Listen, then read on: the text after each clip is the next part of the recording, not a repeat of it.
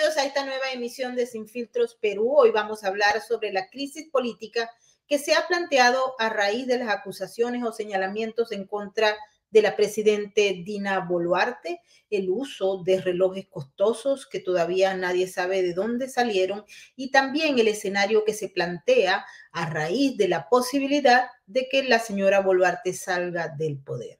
También las amenazas que existen sobre Perú y por ello hemos invitado a un especialista, a un analista que se ha encargado de revisar todo lo que es la política, no solamente peruana, sino latinoamericana. Se trata del profesor Gustavo Nakamura. Antes de darle la bienvenida, quiero saludar a toda la gente que hasta ahora se une a nuestras diversas plataformas.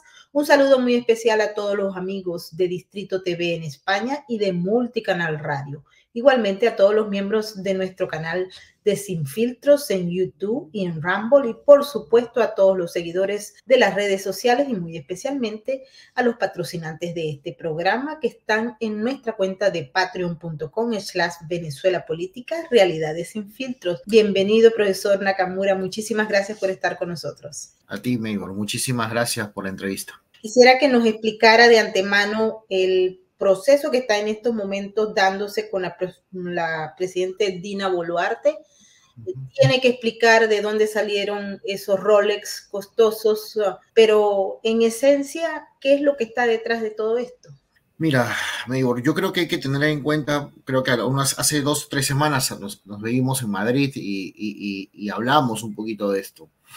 Yo creo que hay que tener en cuenta que la presidenta Boluarte, constitucionalmente, esto es importante decirlo, ¿no? Por los términos son muy importantes a veces. Claro, la ciudadanía dice, no importa tanto los términos, eso no es. Sí es importante porque las narrativas empiezan con estos conceptos que comienzan a trabajar.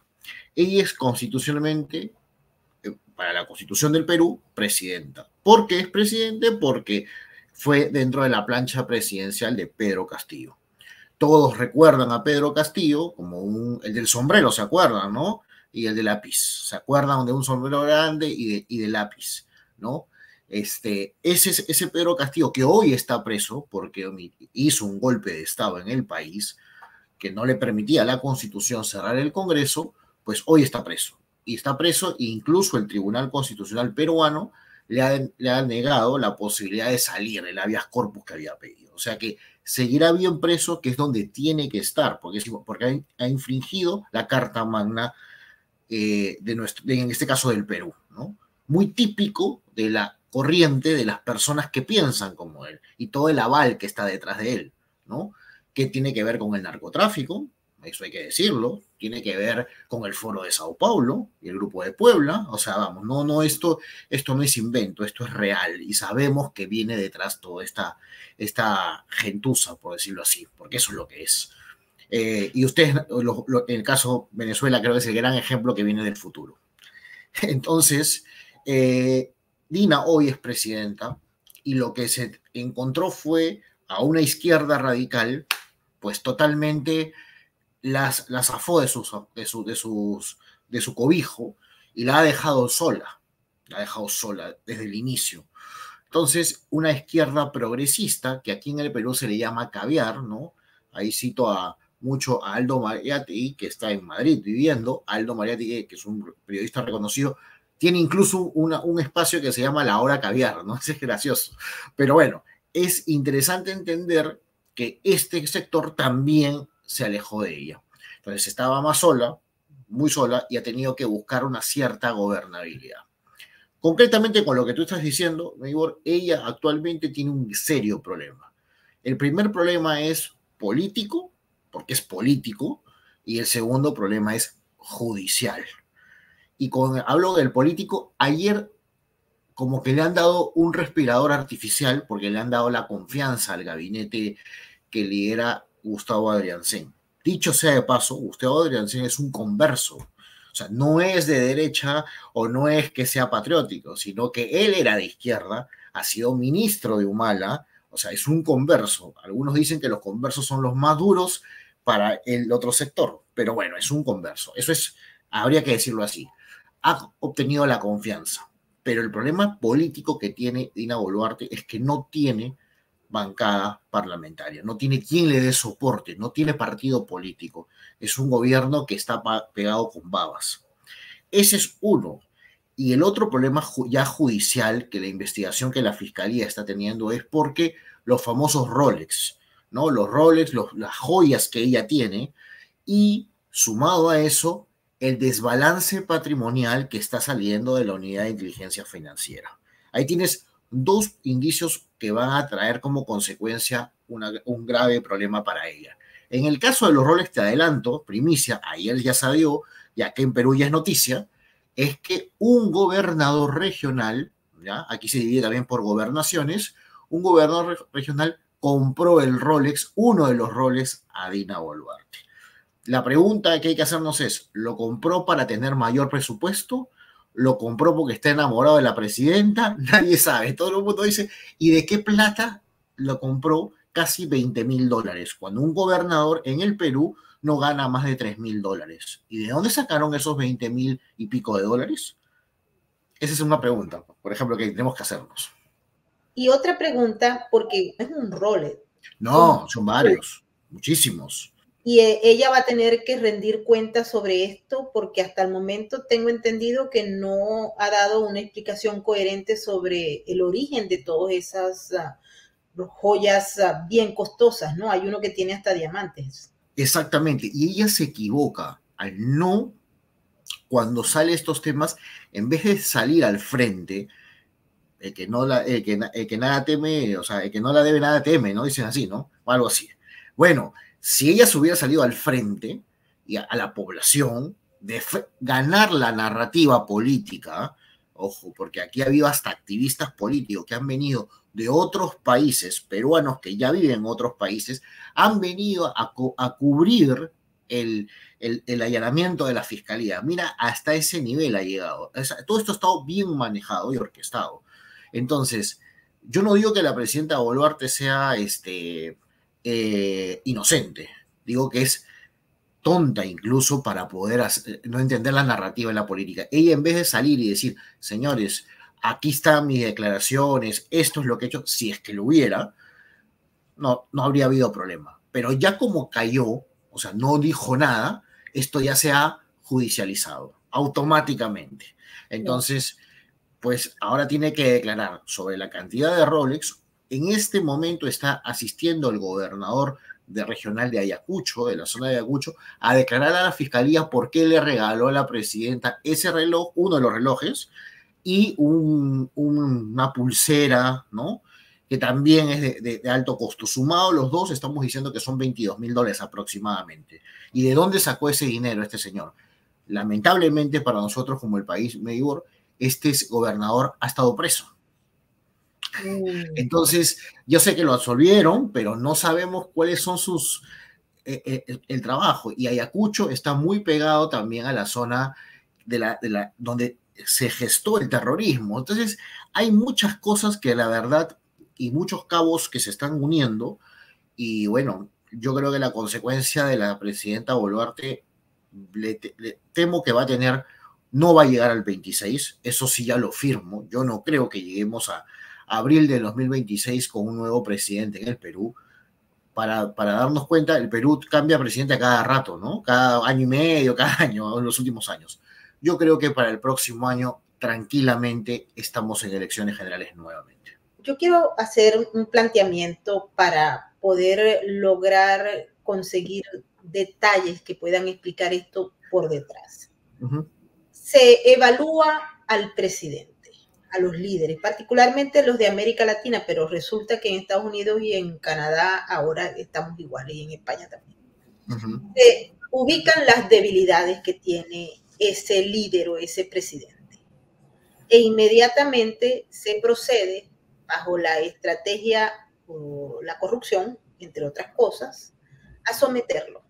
Si a esta mujer la estudiaron como establece la regla para decomponer, deconstruir el sistema democrático y el sistema que rige en las sociedades de Occidente, estaríamos hablando de que expertos la estudiaron, revisaron, pareciera que le gustan mucho las joyas, ¿no?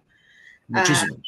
y ese gusto por las joyas termina siendo su debilidad, a través de la cual pues la han enganchado con este caso de roles o diamantes, etcétera.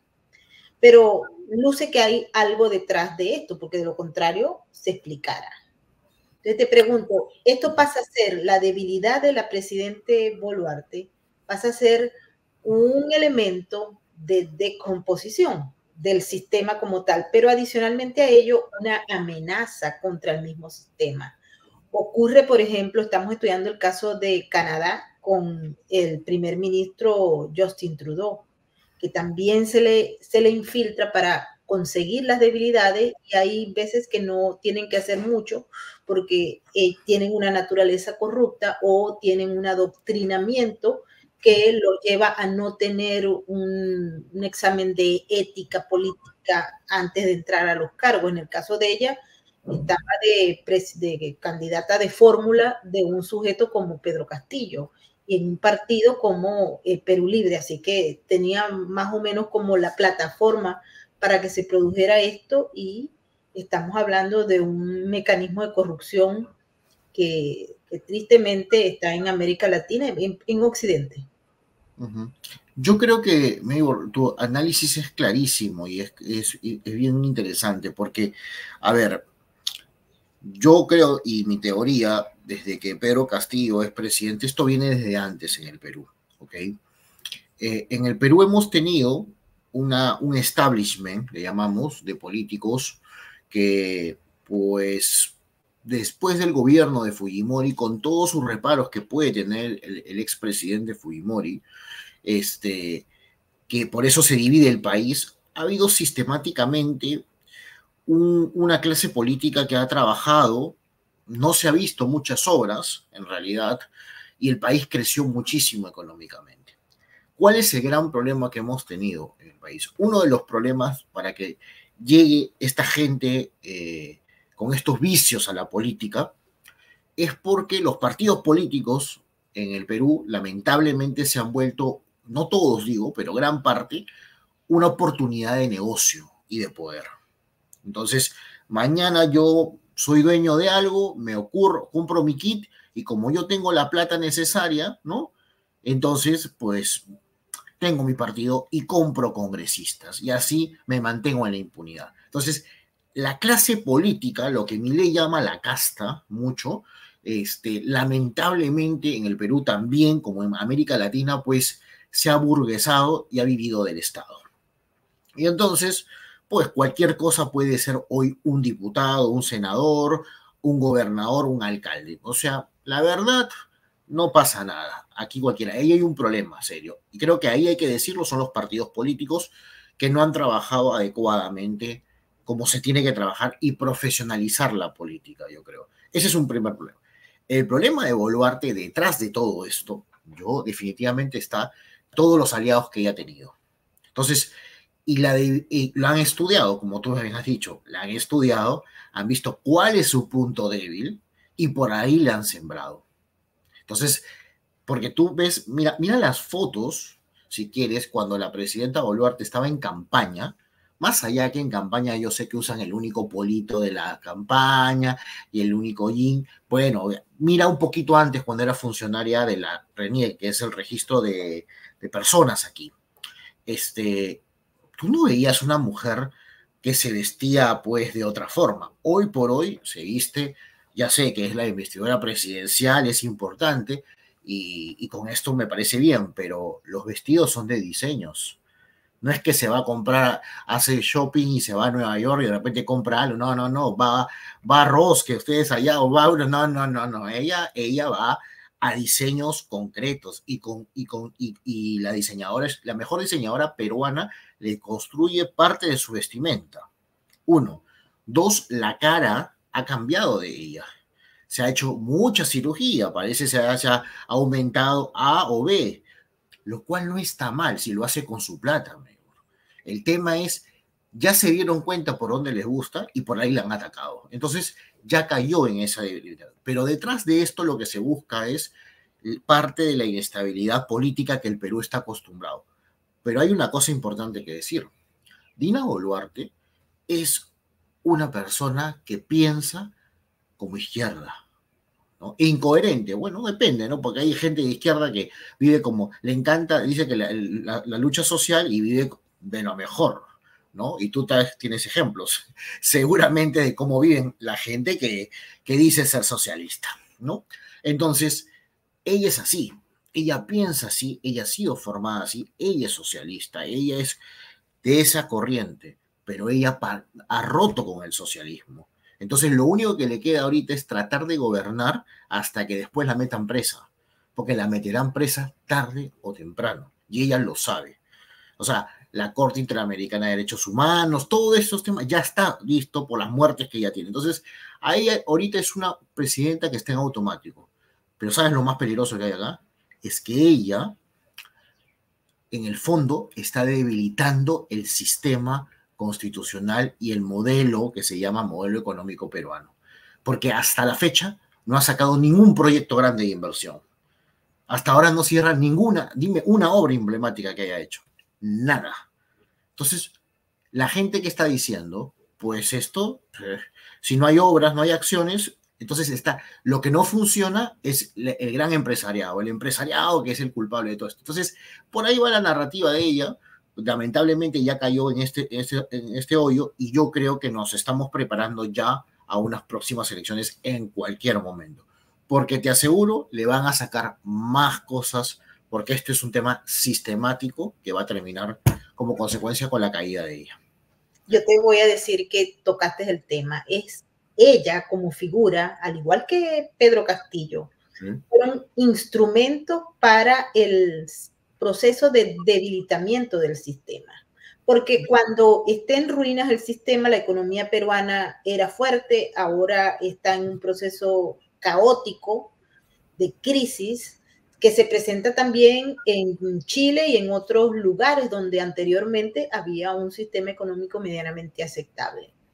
¿Qué es lo que viene después? Cuando hay crisis, cuando hay caos, cuando hay un sistema que se debilita e implosiona internamente por actores políticos corruptos, por incapacidad de generar una economía estable, de llamar inversiones, etcétera, viene un desplome, pero en paralelo hay el tema de los recursos naturales que son codiciados por los países. Entonces, tenemos dos elementos claves.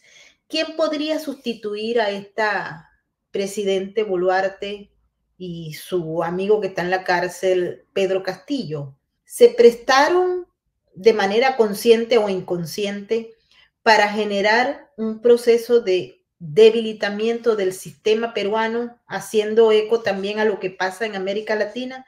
Esa es una pregunta que pues lanzamos como hipótesis porque creemos que ahí hay una implosión interna y en colaboración con actores internos y externos, ¿no? Totalmente. Mira, date cuenta que estamos teniendo ahorita en este momento en Perú, y esta es la clásica que cómo está funcionando en América Latina. Solamente ahí, esta semana, he escuchado a dos grandes estudios de abogados que sus inversionistas que tienen en el Perú se están yendo. Están levantando operaciones. Punto número uno. La gente está retirando capital. No está viniendo a invertir. ¿Qué va a traer como consecuencia? Más pobreza. Así de sencillo. Porque el Estado no genera riqueza. El Estado no genera riqueza. Eso es salvo los que viven del Estado. Pero el Estado no genera riqueza. Entonces, ahí tenemos que ver un poquito cómo nos estamos moviendo. Eso está pasando. Segundo, ¿qué pasaría si Dina Boluarte cae en este momento? Te digo, hoy día, ¿no? Hoy día 4 de abril cae. ¿Sí? Cae. En este momento cae. Pues bueno, muy sencillo. Tendría que haber elecciones generales, ¿se entiende? Porque el Congreso tampoco está muy popular, que digamos. Entonces, si hay elecciones generales, va a haber un proceso de transición de 6 meses. Y esto ya pasó antes, para que entre Castillo. Cuando entró Castillo estuvo Sagasti. Sagasti, que fue rehén de la embajada, en la embajada de Japón, con el MRTA, y él le pedía autógrafos al MRTA. Le hizo firmar a Serpa Cartolina una caja, porque quería una firma de él. Sagasti es el que llamamos acá el caviar, ¿no? El que es establishment, estudia en las grandes universidades, incluso en los Estados Unidos, gran conferencista, pero es un servil más de lo que está buscando el socialismo del siglo XXI. Es así de claro. Entonces, ¿qué quieren ellos? Poner un candidato neutro. Siempre dicen de lo mismo, que ayude a la gobernabilidad. Esas palabras son típicas de esta izquierda progresista, en realidad, que juega en pared con la izquierda radical. Aunque dicen que no. Entre ellos se pelean, pero igual es lo mismo. Entonces, lo que va a pasar es, tocaría asumir la presidencia del Congreso y convocar a elección. Pero, en el caso peruano, este año se tiene que ir el presidente del Jurado Nacional de Elecciones, no porque queramos, sino por la edad que tiene. Podría haber un cambio de miembros de la Junta Nacional de Justicia, que ya hubo, ¿ok? Y con lo cual van a nombrar al nuevo jefe de la Oficina Nacional de Procesos Electorales. Entonces, se juega mucho. Si es ahora, van a ser con la misma gente y las mismas reglas que Pedro Castillo. No estoy diciendo que ha habido fraude, pero quién sabe. Tú ya sabes que hoy por hoy es así. Entonces, lo que está pasando es que el Congreso está buscando, definitivamente, aguantar lo máximo posible ciertos bloques del Congreso para que lleguemos al 25 al menos y ahí sí se convoque a elecciones, pero ya con un nuevo cambio de autoridades. Si no se da eso, Maybor, yo sí creo que vamos a tener vamos a regresar al año antes de la elección de Pedro Castillo, y aquí en Perú ya hay 2 o 3 candidatos de izquierda, perdón, uno de izquierda muy fuerte y radical como Antauro Humala, que cada día está teniendo mayor aceptación en la población, porque su bandera es la seguridad, y él se dice que es el Bukele peruano. Ojo con eso. Entonces, ahí está, por ahí va el asunto. Y por ahí va el asunto porque también quiero, y esto es importante destacarlo, que se está generando modelos de carácter autoritario que buscan a un solo partido para que, si se quiere, estos nuevos modelos que se intentan imponer a nivel mundial tengan menos problemas a la hora de buscar consenso. Si tú decides tú, pues no importa, pero si tienes que compartir la decisión y buscar el consenso con otra gente, vas a tardar más tiempo, vas a tener que repartir todo ese sistema de toma de decisiones y a la vez los incentivos.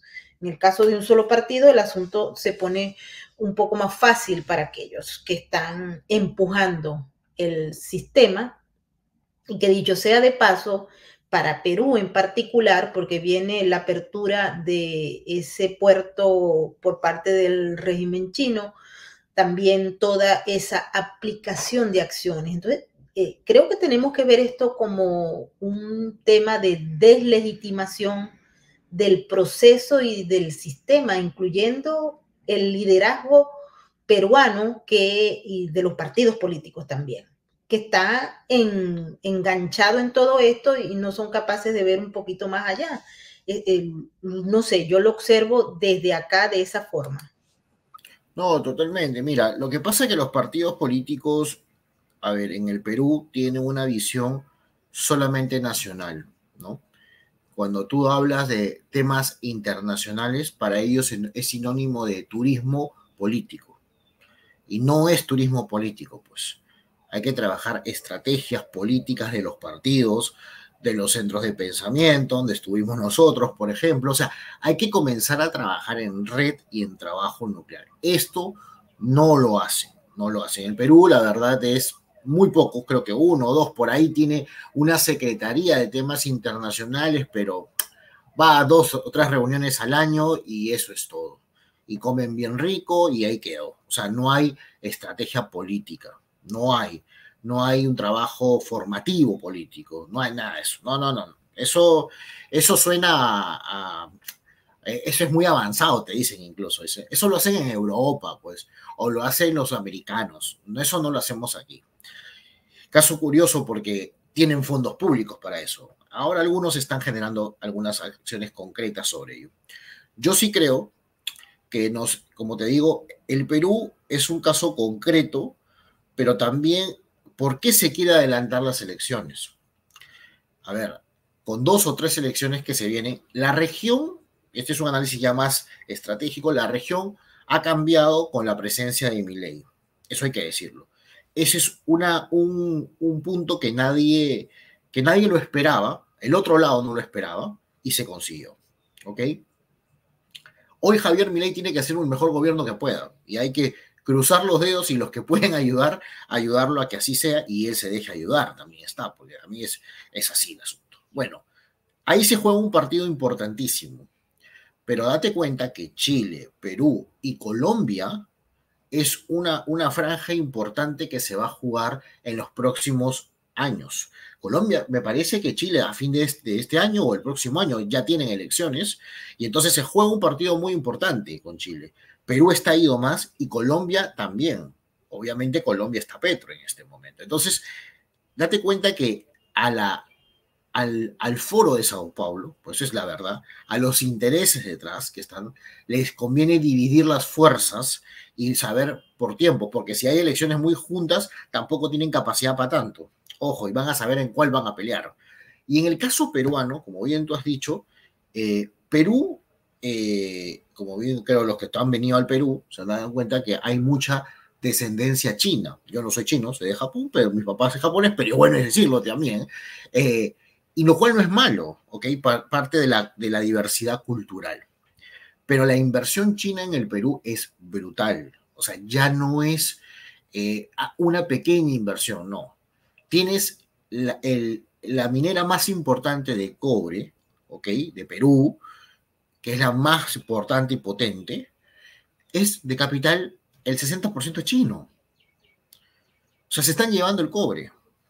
Ahora el puerto que tú has dicho, y no queda en el puerto de Chancay solamente, sino que va geopolíticamente, va a conectar directamente el puerto del Callao un poquito más arriba, los que vean su mapa de Sudamérica, ya con China, ya con el Asia.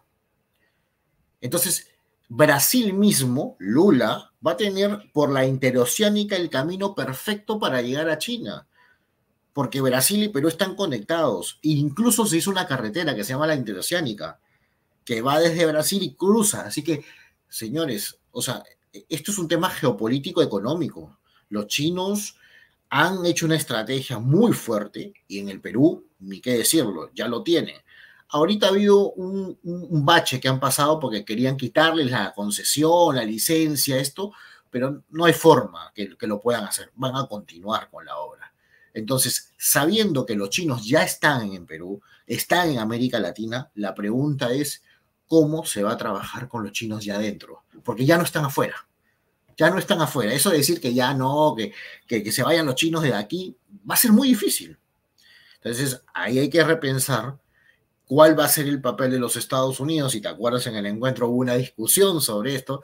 Los argentinos decían, pues no, ya hay que trabajar con China porque es mi socio, porque nadie quiere trabajar con nosotros.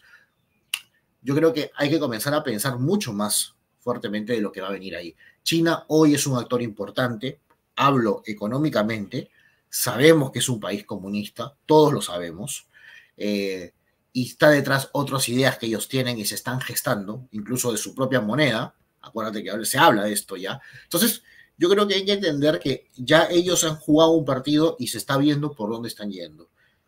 Vamos a ver si el despertar de Argentina, qué pasará en Estados Unidos, que eso va a manejar un poquito, la aguja se puede mover a favor de los que creemos en las libertades y las elecciones de la Unión Europea en junio de este año. Mira, va a pasar mucho este año. Elecciones europeas, las de Estados Unidos, y de ahí viene netamente Latinoamérica con varias elecciones. ¿Podemos salir de esto? Sí, pero pues vamos a ver cómo va primero Estados Unidos y cómo va la Unión Europea, ¿no? Así es, y también hay que recordar que México tiene elecciones en el mes de junio, el 2 de junio, tenemos, bueno, en el caso de Venezuela no son elecciones, son mecanismos de relegitimación del régimen, pero sí tenemos movimientos en los que uno puede advertir cuál es el reposicionamiento. Nosotros estuvimos conversando en este encuentro de centros de pensamiento sobre los BRICS, que están entre un enorme aparato de propaganda, pero también unos mecanismos de influencia producto de la agrupación de ese club que hay, en el que Rusia, China e Irán están monopolizando, y esto es un reflejo de lo que fue la llamada la Gran Alianza contra Occidente. Estamos en ese mismo marco. Al igual que, tristemente, el debilitamiento de la presencia de Estados Unidos en la región latinoamericana. Te pregunto también, porque tú hiciste un punto importante que creo que hay que destacar, es que los gobiernos en muchos países están como obligados a trabajar con China porque ya están allí. Ayer o antes de ayer escuchamos un planteamiento que se hizo desde Argentina bien interesante, porque allá se cedió por 50 años un espacio soberano. Tierra de Argentina se cedió a China para la creación de esa base de supuesta investigación científica del lado oscuro de la luna, pero al que ni los militares argentinos tienen acceso. Inclusive el mismo gobierno nacional, encabezado en estos momentos por Milei, no tiene acceso, y se ha planteado la revisión de ese contrato para tratar de averiguar qué es al menos lo que está ocurriendo allá adentro. Pero también ya se ha advertido desde diversos centros de poder que esos contratos no son revisables, al menos el que está escrito allí, y que por supuesto lo creó el kirchnerismo, ¿no? Pero este tema de la soberanía versus el secretismo o la opacidad de esos contratos, y además que son leoninos, ¿no? Y si revisan uno, tienen que revisar todos los que hay, que son muchos, y es imposible. Claro, sí, totalmente. Eso sí, es así. Entonces, claro, como te dije, bueno, cada país tiene su complejidad. Lo revisamos nosotros en esa reunión y prácticamente salimos consternados, es decir, ¿qué vamos a hacer de esto, no? Claro, los centros de pensamiento tienen una labor concreta, pero esta es una labor de Estado y de los políticos, ¿no? Pero creo yo que cada día más, yo soy un fiel creyente, puedo ser un romántico si quieres en esto, pero tenemos que seguir formando cuadros. O sea, yo creo que necesitamos que cada vez gente más seria se meta a la política, profesionalizarlos, incrustarlos en diversos partidos, porque no todos, pues, hay el otro mito, ¿no? Lo que eres conservador o eres libertario o eres, o sea, vamos, hay una gama de poder trabajar y también tener una cierta flexibilidad en algunos puntos, trabajar con ellos para una agenda común, ¿no? Entonces, yo creo que ese es el único camino que nos toca en este momento, trabajar sinergias y trabajar conjuntamente, porque ya el hecho de que en los países donde sí estamos gobernando, por decirlo así, gente afín, pues hacer lo mejor posible, ¿no? Y ayudar a que esto sea posible. Entonces, porque te aseguro, Maybor, si a Milei no le va bien en este periodo, el vuelto va a ser muy caro para toda América Latina, muy caro. O sea, así de duro es esto. Entonces, no quiero darle la responsabilidad con todo esto a los hermanos argentinos, pero es la verdad. O sea, si ellos la friegan, por no decir otra palabra más fuerte, todos vamos a terminar mucho más complicados, ¿no? Entonces, eso es lo que va a pasar. Vamos a ver cómo se juega. Yo tengo esperanzas que en el Parlamento Europeo haya ciertos cambios. Las encuestas dicen que va a haber eso. Es muy importante que la Unión Europea vuelva a despertar en todo este mecanismo, porque creo que se han quedado dormidos más en sus problemas internos, más allá que cada país tenga sus particularidades, y Estados Unidos pues pueda despertar también y pueda regresar una línea patriótica que pueda entablar reuniones y conversaciones con América Latina, ¿no? Yo creo que eso es importante. Los Estados Unidos, cada día hay más latinos, como también lo hemos visto allá en España, en Europa, pero entonces, señores, no solamente yo creo que Estados Unidos va a comenzar a virar mucho más a América Latina y, y sentirnos con la apertura de poder trabajar conjuntamente. Creo que es lo que toca. Y los gobiernos que son aliados, pues trabajar conjuntamente. Va a tocar hacerlo así, Maybor, si no, la verdad, yo me temo que estamos viviendo a un cambio total y la situación va a ser mucho más compleja, ¿no? muchísimo más compleja y terminamos esta conversación como la empezamos, porque estos sistemas que son contrarios a la libertad, a la democracia y a este modelo de economía de mercado que caracteriza a Occidente, está siendo infiltrado a través de las figuras claves. En el caso de Argentina, no es un secreto que están tratando de vulnerar la figura de Javier Milei por todas las vías, buscándole debilidades, buscándole obviamente las fortalezas para estudiarlo y metiéndole, penetrándolo, infiltrándolo con actores que son adversos al modelo que se pretende imponer. Y en el caso de Argentina, tenemos que hay hasta organizaciones de actores dedicadas justamente a infiltrar y a descomponer lo que se pretende hacer. Y estoy de acuerdo contigo, Gustavo, que si el caso de Milei no se fortalece, estaríamos hablando de una renovación de fuerzas en contra de la libertad en América Latina. Por eso creo que tenemos que estar claros y también estoy muy de acuerdo contigo, y eso lo conversamos en España, sobre la formación de estos nuevos líderes que deben entender la complejidad que hay en la geopolítica latinoamericana y también los actores que son capaces de hacer cualquier cosa para desviarlos del camino que inicialmente se pueden proponer. No, totalmente. Esa es la tarea que tenemos, ¿no? Los medios de comunicación, los investigadores, los que trabajamos en los centros de pensamiento, los que hemos hecho actividad política o algunos que seguirán haciendo actividad política, pues a trabajar de esa forma. O sea, no hay otra, no hay otra. Y esto es un camino lento, seguramente, y quisiéramos que sea mucho más rápido. No hay los recursos tampoco, ¿no? Es decir, para ello, porque la gente no cree en esto también. Mucha gente dice, no, eres un paranoico, ¿no? Entonces, claro, ese es otro gran problema. Entonces, creo que hay que trabajar poco a poco, pero ya se van canalizando, ¿no? Otro ejemplo, que algunos dicen, qué raro, y con esto cierro, estuvimos en la inauguración del Centro de Derechos Fundamentales de Hungría en Madrid. Ahora tienen sede en Madrid. Uno dice, Hungría en Madrid, o sea, la Unión Europea, no, para Iberoamérica. Te desconcentra, dices, y están hablando de regresar a la tradición de Occidente.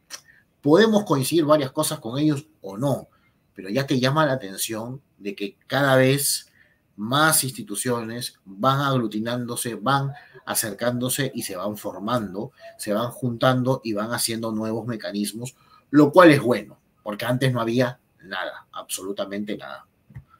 Claro, y bueno, estuvimos ahí juntos y le preguntamos a los que estaban convocando ese evento de la razón de fondo, y por supuesto que entendemos perfectamente qué está en movimiento, la importancia que tiene para muchos otros países de Europa del Este el toque iberoamericano. Gustavo, muchísimas gracias por haber estado con nosotros en Sin Filtros Perú y esperamos volver a tenerte próximamente. Gracias a ti, Mayor. Un gran saludo.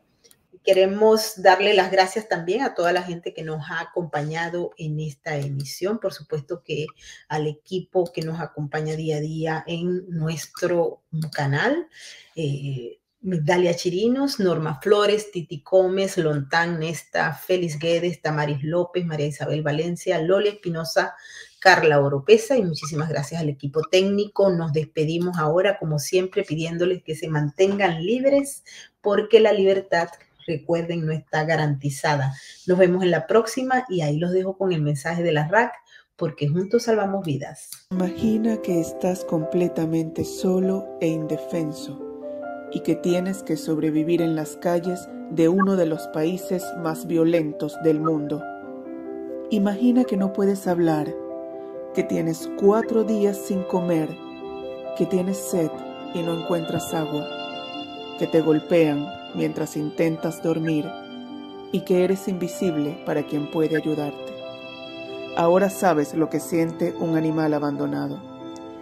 La Red de Apoyo Canino trabaja desde hace 15 años para cambiar esta realidad Gracias a sus programas, miles tienen hoy una familia. La calle no es hogar. Conócenos, síguenos, únete a la RAC. Juntos salvamos vidas.